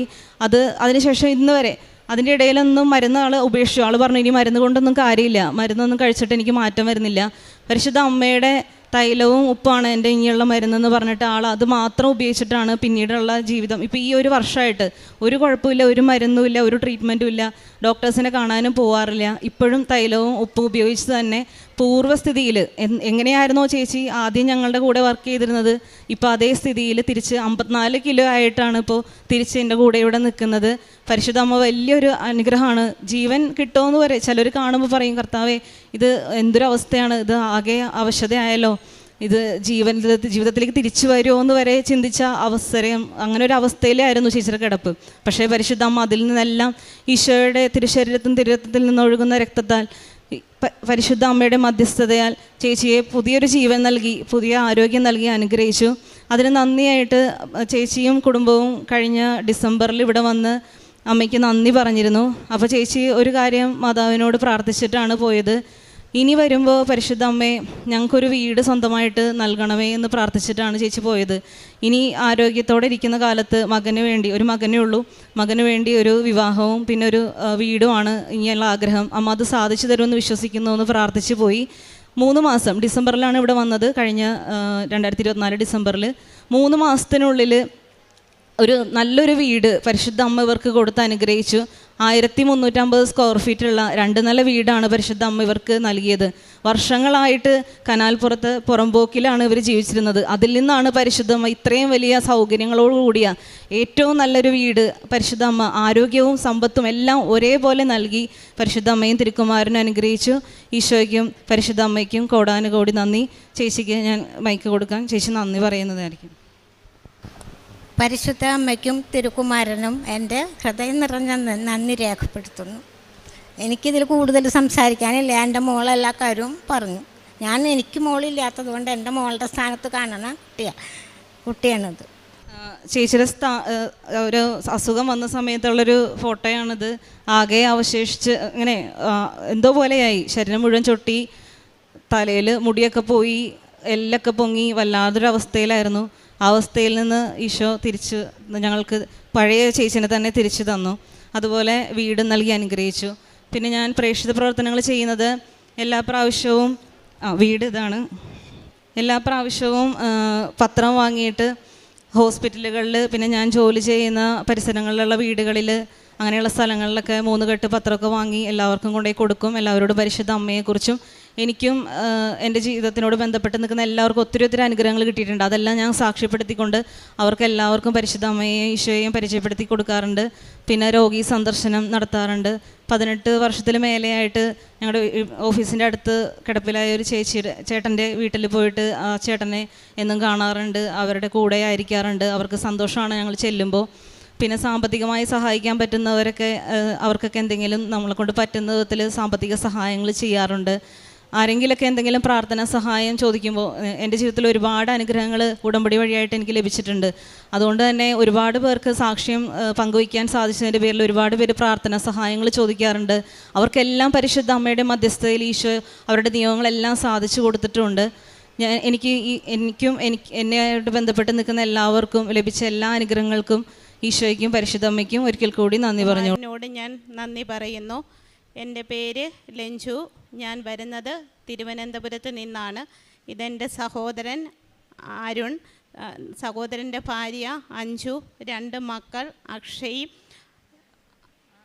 ആരുഷും എൻ്റെ മകൾ പൂജയുമാണ്. ഞാനിവിടെ വന്ന് പ്രാർത്ഥിച്ചതിന് ശേഷം എനിക്ക് ഒരുപാട് അനുഗ്രഹങ്ങൾ എൻ്റെ മാതാവും എൻ്റെ തിരുകുമാരനോടും പ്രാർത്ഥിച്ചതിന് ശേഷം എനിക്ക് കിട്ടിയിട്ടുണ്ട്. 1 കോടി നന്ദി ഞാൻ എൻ്റെ മാതാവിന് സമർപ്പിക്കുകയാണ്. ആദ്യം തന്നെ ഞാൻ 9 വർഷമായി ഒരു വാടക വീട്ടിൽ മക്കളും ഞാനും മാത്രമാണുള്ളത്. വാടക വീട്ടിൽ താമസിച്ചു വരികയായിരുന്നു. ഞാൻ കഴിഞ്ഞ 3 വർഷമായി ഒരു ഭവനത്തിന് വേണ്ടിയിട്ട് ഒരുപാട് പ്രതീക്ഷയോടെ കയ്യിൽ പൈസയും വെച്ചിട്ട് ഒരുപാട് ഭവനങ്ങൾ പോയി നോക്കുകയും 3 വീടിൻ്റെ പ്രമാണം എനിക്ക് കൈ വാങ്ങാൻ പറ്റി, അഡ്വാൻസ് കൊടുത്ത്. എന്തൊക്കെയോ കാരണത്താൽ അഡ്വാൻസ് കഴിഞ്ഞതിന് ശേഷം എഗ്രിമെൻറ്റിലേക്ക് വരുമ്പോൾ തടസ്സങ്ങൾ കൊണ്ട് മൂടി ആ 3 വീടും എൻ്റെ കയ്യിൽ നിന്ന് നഷ്ടപ്പെട്ടു പോയിട്ടുണ്ട്. ഞാനൊരു സ്ഥാപനമാണ് നടത്തുന്നത്, ഹോം കെയർ സ്ഥാപനം. എനിക്ക് എൻ്റെ സ്ഥാപനത്തിൽ ഒരുപാട് പേര് ജോലിക്ക് വരുന്നുണ്ട്. അപ്പോൾ എൻ്റെ സ്ഥാപനത്തിൽ വന്ന ഒരു ജൈനമ്മ എന്ന് പറയുന്ന ചേച്ചി എന്നോടൊരു 2 വർഷങ്ങൾക്ക് മുമ്പേ ഒരു പത്രം എൻ്റെ ഓഫീസിൽ കൊണ്ടുവന്നിട്ട് പറഞ്ഞു, മോളെ ഈ പത്രം ഒന്ന് വായിക്കണം, ഇത് കൃപാസനത്തിലെ പത്രമാണെന്ന്. പക്ഷേ അന്ന് ഞാൻ അതിനെ അത്രയും വില കൊടുക്കാതെ ആ പത്രം വാങ്ങി എടുത്ത് എവിടെയോ വെച്ചു. ഞാൻ അതിനെ നോക്കിയതുമില്ല, വായിച്ചതുമില്ല. വീണ്ടും ഞാൻ ഇങ്ങനെ വീടുകൾ തേടിക്കൊണ്ടിരിക്കെ വീണ്ടും ഈ ചേച്ചി ഓഫീസിൽ വരാനൊരു സാഹചര്യമുണ്ടായി. അന്നും ആ ചേച്ചി ഒരു പത്രവുമായിട്ട് ഓഫീസിൽ വന്നു. മോളെ വീടായോ എന്നെന്നോട് ചോദിച്ചു. ഞാൻ പറഞ്ഞു, എനിക്ക് ഭവനമായില്ല ചേച്ചി, അഡ്വാൻസ് കൊടുക്കുന്നു, എല്ലാ ഭവനങ്ങളും തടസ്സപ്പെട്ടു, എനിക്കൊരു ഭവനത്തിനുള്ള യോഗമുണ്ടായിരിക്കില്ല, എന്തൊക്കെയോ കാരണത്താൽ ഭവനം വാങ്ങാൻ കഴിയുന്നില്ല. അപ്പോൾ ചേച്ചി വീണ്ടും എന്നോട് പറഞ്ഞു, മോളെ ഒന്ന് കൃപാസനം വരെ ഒന്ന് പോകുക, മോളുടെ എല്ലാ തടസ്സങ്ങളും മാറ്റി മോൾക്ക് നല്ലൊരു ഭവനം വാങ്ങാൻ മാതാവ് അനുഗ്രഹിക്കും.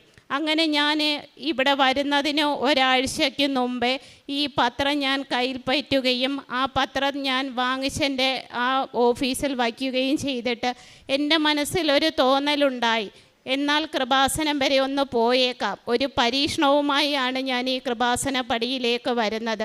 നടക്കുമെന്നൊരു പ്രതീക്ഷയും എനിക്കുണ്ടായിരുന്നില്ല. ഞാൻ ഇവിടെ വന്നത് 2024 21-ാം തീയതി സെപ്റ്റംബർ മാസമാണ്. എൻ്റെ വീടിന് അഡ്വാൻസ് കൊടുക്കുന്നതും സെപ്റ്റംബർ മാസം 2024 ഞാൻ ഇവിടെ വന്ന് ഉടമ്പടി എടുത്തതിന് ശേഷം ഞാൻ വീട്ടിൽ പോയി പ്രാർത്ഥിക്കുകയും 2024 തന്നെ ഒക്ടോബർ മാസം 3-ാം തീയതി നല്ലൊരു ഭവനം എനിക്ക് മാതാവ് അനുഗ്രഹമായി തന്നു. ആ ഭവനം വാങ്ങാൻ കഴിഞ്ഞു. ഞാനും മക്കളുമായി അവിടെ സന്തോഷമായി ഒരു ജീവിതം നടത്തി വരികയാണ്. അതിനെൻ്റെ മാതാവിന് 1000 നന്ദി. എത്ര ഈ ജന്മം മൊത്തം കടപ്പെട്ടാലും എനിക്ക് ആ ഭവനം വാങ്ങാൻ കഴിയില്ല. ഞാനൊരു സാധാരണ കുടുംബത്തിലുള്ള ഒരാളാണ്. ഈശ്വര വിശ്വാസം മാത്രം മുറുകെ പിടിച്ചുകൊണ്ട് ദൈവത്തിൻ്റെ പ്രാർത്ഥനയോടുകൂടി ഇന്ന് ഒരു 100-200ഓളം വീടുകൾക്ക് എൻ്റെ ഓഫീസും കൊണ്ട് അവരുടെ കുടുംബം കഴിഞ്ഞു പോകുന്നു. ഞാൻ നല്ല രീതിക്കൊരു ബിസിനസ് നടത്തി പോകുന്നു. എല്ലാം പ്രാർത്ഥനയുടെ മാത്രം ഫലമാണ്. എനിക്ക് താങ്ങാൻ ദൈവമല്ലാതെ ഒരു ശക്തിയും എൻ്റെ കൂടെയില്ല. എൻ്റെ 2 മക്കളും കുഞ്ഞു മക്കളാണ്, പഠിച്ചുകൊണ്ടിരിക്കുകയാണ്. എനിക്കങ്ങനെ ഭവനം വാങ്ങാൻ കഴിഞ്ഞു. ഞാൻ ഭവനത്തിൽ നല്ലതായി താമസിച്ചു വരുന്നു. രണ്ടാമത്തേതെന്ന് പറഞ്ഞാൽ എനിക്ക് പൈൽസ് എന്ന അസുഖം 2 വർഷമായിട്ട് എന്നെ ഒരുപാട് പ്രയാസപ്പെടുത്തിക്കൊണ്ടിരിക്കുകയാണ്. ഇരിക്കാൻ പറ്റില്ല, നടക്കാൻ പറ്റില്ല, ഓഫീസിൽ പോയി നിൽക്കാനൊന്നും പറ്റില്ല. അങ്ങനെ ഞാൻ ഒരുപാട് മരുന്നൊക്കെ കഴിച്ചു. ഡോക്ടർമാരെ ഒരുപാട് ഹോസ്പിറ്റലിൽ പോയി മാറി മാറി കാണുകയൊക്കെ ഉണ്ടായി. അപ്പോൾ അവരെല്ലാവരും പറഞ്ഞു, എന്നാൽ ഒരു കാര്യം ചെയ്യാം, സർജറി ചെയ്താലേ ഇത് മാറുകയുള്ളൂ, അല്ലാതെ ഈ അസുഖം മരുന്ന് കൊണ്ട് ഫലപ്രാപ്തി ഉണ്ടാകുകയില്ല, മരുന്നിൽ ഇനി നിങ്ങൾക്ക് ഈ അസുഖം മാറിക്കിട്ടില്ല എന്ന് പറഞ്ഞു. എനിക്ക് സർജറി എന്ന് പറയുന്നത് ഭയങ്കര പേടിയാണ്. മരുന്ന് തന്നെ ഞാൻ വളരെ മടിയോടുകൂടി കഴിക്കുന്ന ഒരാളാണ്. ഞാൻ എൻ്റെ ദൈവവിശ്വാസം കൈവിടാതെ ഇവിടെ വന്ന് ഉടമ്പടി എടുത്ത അന്ന് നാൾ മുതൽ എൻ്റെ നിയോഗ പ്രാർത്ഥനയിൽ ഞാൻ നിയോഗമായി പൈൽസിൻ്റെ അസുഖവും മാതാവിനോട് ആവശ്യപ്പെട്ടിരുന്നു, മാറ്റിത്തരണമേ എന്ന്.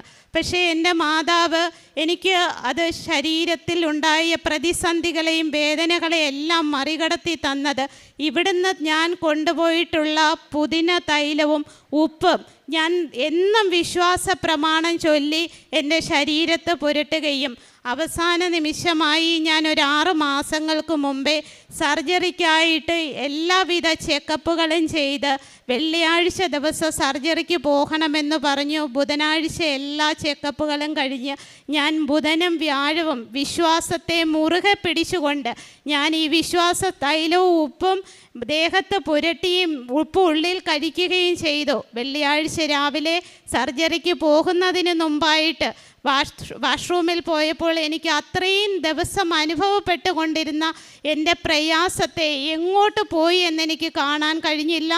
എനിക്കന്ന് യാതൊരു പ്രയാസവുമില്ലാതെ എനിക്ക് വാഷ്റൂമിൽ പോയി വരാൻ സാധിച്ചു. ഞാൻ മാതാവിനോട് നന്ദി പറഞ്ഞിട്ട് ഞാൻ പറഞ്ഞു, എന്തായാലും ഞാൻ ഇന്ന് സർജറിക്ക് പോകുന്നില്ല, 1-2 ദിവസവും കൂടി എൻ്റെ മാതാവിൻ്റെ നിയോഗ പ്രാർത്ഥനയിൽ ഞാനൊന്ന് സമർപ്പിച്ചു കൊള്ളട്ടെ. ആ സർജറി സമയമായപ്പോൾ ഹോസ്പിറ്റലിൽ നിന്ന് അവർ വിളിച്ചു. ഞാനൊരു കള്ളം പറഞ്ഞു, എനിക്ക് പനിയാണ്, ഞാൻ 2-3 ദിവസം കഴിഞ്ഞിട്ട് ഞാൻ വന്നുകൊള്ളാമെന്ന് പറഞ്ഞു.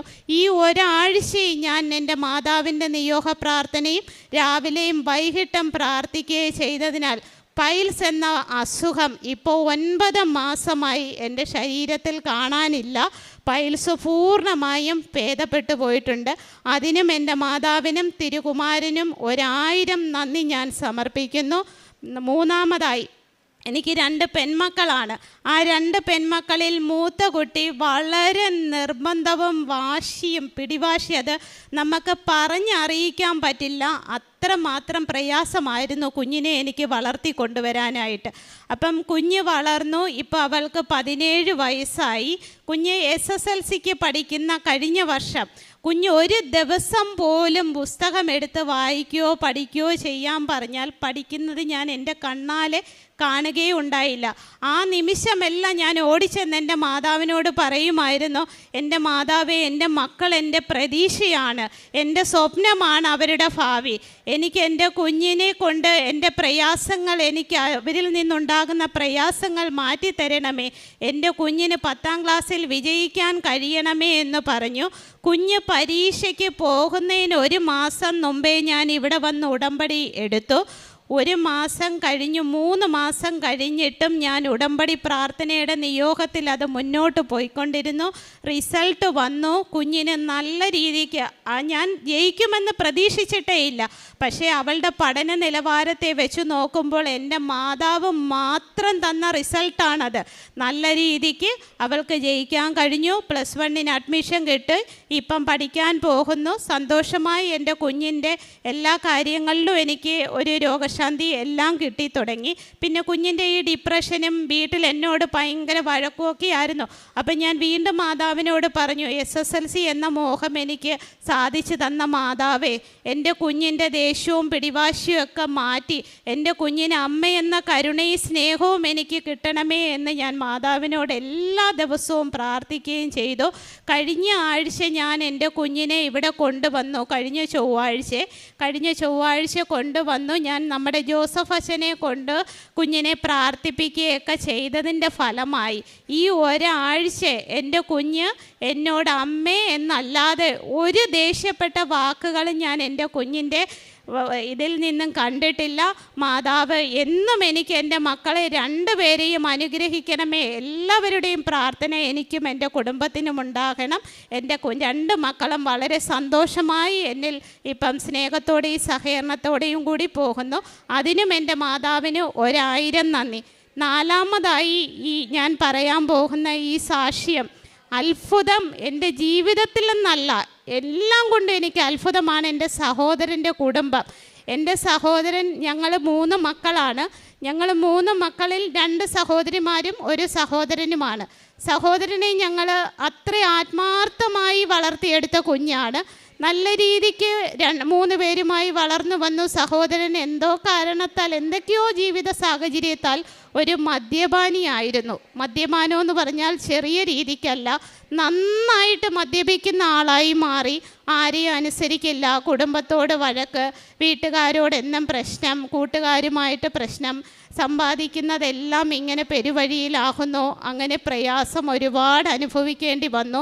ഇവർ 2 പേരും കൂടി 1.5 വർഷത്തിന് മുമ്പേ പിരിയുകയുണ്ടായി. എൻ്റെ നാത്തൂൻ്റെ വീട്ടിലേക്കും അവൻ ഒറ്റപ്പെട്ട ജീവിതത്തിലേക്കുമായി. ആങ്ങളെ ഇങ്ങനെ മദ്യപിച്ച് ആ കുടുംബമൊന്നുമില്ലാതെ ഇങ്ങനെ നടക്കുകയായിരുന്നു. അപ്പം നാത്തൂനോട് പല പ്രാവശ്യവും നമ്മൾ നാത്തൂൻ്റെ വീട്ടുകാരോടൊക്കെ ആവശ്യപ്പെട്ടു, ഒരിക്കൽ കൂടി ഈ കുടുംബം ഒന്നിപ്പിച്ചുകൂടെ. അപ്പം അവർക്ക് ഈ മകളെ ഇങ്ങോട്ട് വിടുന്ന ഒരു പ്രയാസം കൊണ്ടും ഈ മദ്യപാനം എന്ന ഒരു ദോഷം കൊണ്ടും അവർക്ക് വിടാൻ മടിയായിരുന്നു. അങ്ങനെ ഞാൻ ഇവിടെ ഉടമ്പടിയിൽ ആദ്യം എടുത്ത ഉടമ്പടി മുതൽ ഞാൻ 5 ഉടമ്പടി ഇപ്പോൾ എടുത്തിട്ടുണ്ട്. ഈ 5 ഉടമ്പടിയിലും നിയോഗത്തിൽ എൻ്റെ സഹോദരൻ്റെ കുടുംബജീവിതം ഉണ്ടായിരുന്നു. അപ്പോൾ ഇപ്പോൾ ഇവർ കേസും കോടതിയും ഒക്കെ ആയി. കോടതിയിൽ അടുത്ത മാസം ഇവരുടെ ഡിവോഴ്സ് പേപ്പർ സൈൻ ചെയ്യാനുള്ള എല്ലാ ഇതുമായി കഴിഞ്ഞു. അപ്പം ഞാൻ കഴിഞ്ഞ മാസം 20-ാം തീയതി ഇവിടെ വന്ന് നിയോഗ പ്രാർത്ഥനയിൽ പ്രാർത്ഥിച്ചിട്ടു. ഞാൻ എൻ്റെ മാതാവിനോട് കരഞ്ഞ് ഞാൻ അപേക്ഷിച്ചു, മാതാവേ എന്ത് ചോദിച്ചാലും എനിക്ക് തരുന്നുണ്ട്, ഈ ഒരു അനുഗ്രഹവും കൂടി എനിക്ക് തരണം. എൻ്റെ സഹോദരൻ്റെ കുടുംബം കൈവിട്ട് പോകരുത്, അവരെ ഞാൻ കുടുംബത്തോടെ ഇവിടെ കൊണ്ടുവന്ന് ഞാൻ സാക്ഷ്യപ്പെടുത്തിയേക്കാം. എൻ്റെ മാതാവ് അവരുടെ കുടുംബജീവിതം തിരിച്ചു കിട്ടണമേ എന്ന് പ്രാർത്ഥിക്കുകയുണ്ടായി. കഴിഞ്ഞ മാസം ഞാൻ ഇവിടെ വന്ന് 20-ാം തീയതി പ്രാർത്ഥിച്ചു പോയതിന് ശേഷം എൻ്റെ സഹോദരൻ എന്നോട് പറഞ്ഞു, എനിക്ക് മദ്യപാനം നിർത്തണം. ആദ്യമായാണ് അങ്ങനെ എന്നോട് ആവശ്യപ്പെടുന്നത്. അപ്പം ഞാൻ മാതാവിനോട് നന്ദി പറഞ്ഞിട്ട് ഞാൻ പറഞ്ഞു, മോനിങ്ങ് പോരെ, കൊണ്ടുവന്ന് നമുക്കൊരു ഡി അഡിക്ഷൻ സെൻറ്ററിലോട്ട് വിടാം. അങ്ങനെ സ്വയം ഇഷ്ടത്താൽ അവൻ നാട്ടിൽ നിന്ന് എൻ്റെ വീട്ടിലേക്ക് വരികയും ഞാൻ ഡി അഡിക്ഷൻ സെൻറ്ററിൽ കൊണ്ടാക്കുകയും ചെയ്തു. അതിൻ്റെ ഇടയ്ക്ക് മാതാവ് അത്ഭുതങ്ങൾ പ്രവർത്തിച്ചതുപോലെ എൻ്റെ നാത്തൂൻ ഒരു ദിവസം എന്നെ വിളിക്കുന്നു, ചേച്ചി എനിക്കും കൂടി അങ്ങോട്ട് വരണം. ഇതെല്ലാം ഒരു അത്ഭുതമാണ്. അങ്ങനെ നാത്തൂൻ എന്നെ വിളിച്ചപ്പോൾ ഞാൻ പറഞ്ഞു, എന്നാൽ വരിക, വന്ന് നമ്മുടെ കൂടെ നിൽക്കുക, എന്തായാലും ആങ്ങള പിന്നെ മദ്യപാനമൊക്കെ നിർത്തി വരുമ്പോൾ നമുക്ക് സംസാരിക്കാം. അങ്ങനെ അവർ ഫോണിൽ കൂടി അങ്ങോട്ടും ഇങ്ങോട്ടും സംസാരിക്കാനിടയായി. പക്ഷേ ഇപ്പോൾ ഇവർ ഒന്നിച്ചെങ്കിൽ അടുത്ത മാസം ഇവരുടെ നഷ്ടപരിഹാരം ഉൾപ്പെടെ എല്ലാം കോടതി വിധിച്ചിരിക്കുകയാണ്. അടുത്ത മാസം ഡിവോഴ്സ് ചെയ്യാനായിട്ട് നിൽക്കുകയാണ്. മാതാവെ എങ്ങനെ നന്ദി പറയണമെന്ന് എനിക്കറിയില്ല.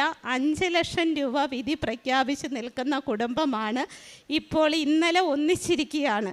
എങ്ങനെ ഈ അത്ഭുതം സംഭവിച്ചു എന്ന് എനിക്കറിയില്ല. എൻ്റെ മാതാവ് തന്ന ഈ അനുഗ്രഹം ഈ ജന്മം മൊത്തം കടപ്പെട്ടാൽ പറ്റില്ല. എല്ലാവരും ഈ കുടുംബത്തിന് വേണ്ടി പ്രാർത്ഥിക്കണം. കേസുകൾ ഒരുപാടുണ്ട്, ഫാമിലിയിലെ കേസുകളെല്ലാം മായമാക്കി ആ കുടുംബം എന്ന സന്തോഷത്തോടെയും സമാധാനത്തോടെയും കൂടി ജീവിക്കുവാൻ അമ്മയോടും തിരുകുമാരനോടും ഞാൻ അപേക്ഷിക്കുകയാണ്. ഇന്നലെ അവർ തിരുവനന്തപുരത്ത് എൻ്റെ വീടിൻ്റെ അടുത്തൊരു ഭവനം വാടകയ്ക്ക് എടുക്കാനായി അഡ്വാൻസ് കൊടുത്തു. ആ ഭവനം എൻ്റെ സഹോദരൻ കണ്ടിട്ടില്ല. ഇവിടെ വന്നവരെ സാക്ഷ്യപ്പെടുത്തിയതിന് ശേഷം ആ ഭവനത്തിലേക്ക് കൊണ്ടുപോകാമെന്ന് പറഞ്ഞാണ് ഞാൻ മാതാവിൻ്റെ അടുത്ത് കൊണ്ടുവന്നിരിക്കുന്നത്.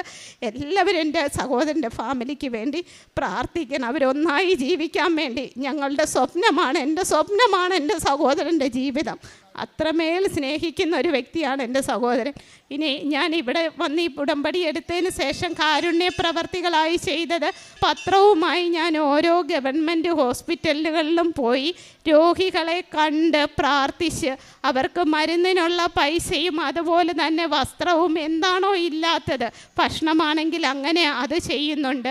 പിന്നെ അനാഥാലയങ്ങളിൽ വൃദ്ധസദനങ്ങളിൽ പോയി അമ്മച്ചിമാർക്കൊപ്പം അവർക്കൊരു ദിവസം ഭക്ഷണം കൊടുക്കുകയും അവർക്ക് കൊടുക്കാൻ വസ്ത്രം കൊടുക്കുകയും അങ്ങനെ എല്ലാവിധ എന്നെക്കൊണ്ട് കഴിയുന്ന എല്ലാവിധ കാര്യങ്ങളും ഞാൻ ചെയ്യുന്നുണ്ട്.